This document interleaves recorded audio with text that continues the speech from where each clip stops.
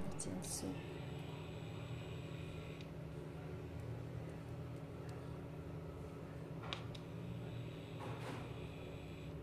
steamer 25 នាទី collagen แบบធម្មជាតិអូឆ្ងាញ់ collagen แบบធម្មជាតិពេញទៅមកដាំញ៉ាំអញ្ចឹងត្រាំទឹកឲ្យរីក2ម៉ោង3ម៉ោងអញ្ចឹងទៅរីកល្អនេះរីកបើនេះឆាប់រីកទេ Snow Funker ទន់ដូចគេហៅទៅជាកដោពណ៌សអានេះឆាប់រីកត្រាំទឹកទាំងអស់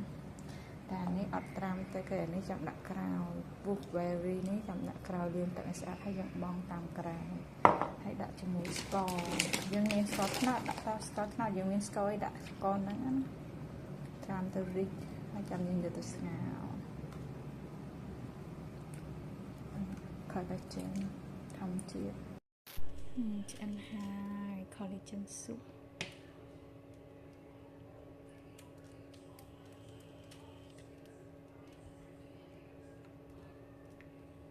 ឆ្ងាញ់ណាសុខភាពហើយនឹងស្បែកស្អាតពីខាង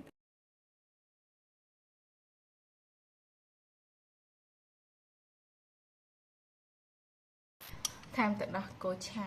រសជាតិអេហ្មងឆ្ងាញ់ណាឆ្ងាញ់សាហាវមែនទែនស៊ុប collagen